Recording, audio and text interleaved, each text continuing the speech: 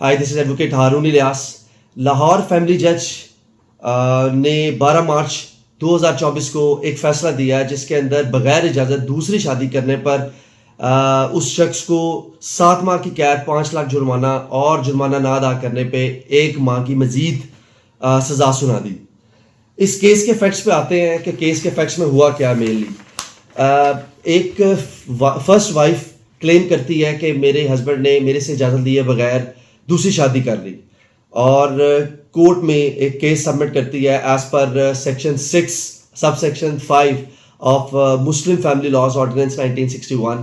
और इस केस के अंदर वो डिफ़ाइन होता है, सर्टेन रूल्स डिफ़ाइन हो जाते हैं जिसके अंदर वो बताते हैं कि दूसरी शादी का तरीक़ाकार क्या है. दूसरी शादी का तरीक़ाकार ये है कि एक रिटन एप्लीकेशन सबमिट करवाई जाएगी. सेक्रेटरी यूनियन काउंसिल जो भी कंसर्न होगा उसको जमा करवाने के बाद दोनों पार्टीज अपने रिप्रेजेंटेटिव नॉमिनेट करेंगी. वो सेक्रेटरी को सेटिस्फाई कर पाते हैं तो वो सेक्रेटरी जो है वो परमिशन ग्रांट करेगा, अदरवाइज वो डिनाई कर देगा. अगर वो इजाज़त लिए बगैर शादी कर लेता है तो लॉ क्या कहता है इस बारे में कि आप उस शख्स को सिंपल इम्प्रिजनमेंट होगी 1 साल तक की और उसको 5 लाख तक का जुर्माना होगा.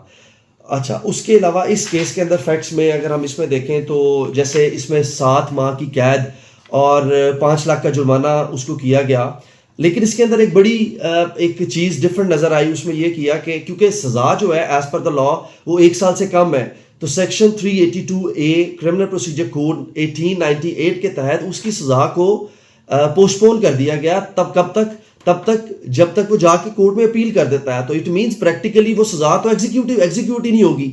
और उसमें श्योरिटी बॉन्ड का ऑर्डर कर दिया गया. फिर जो अपीलेट कोर्ट है उसके बारे में क्या करती है क्या नहीं करती वो एक सेपरेट चीज़ है. बट स्टिल ये एक प्रेसिडेंट रख दिया गया है. और इसमें मज़ीद आपको किसी किस्म की कोई असिस्टेंस की ज़रूरत हो, feel free to get in touch. Thank you so much.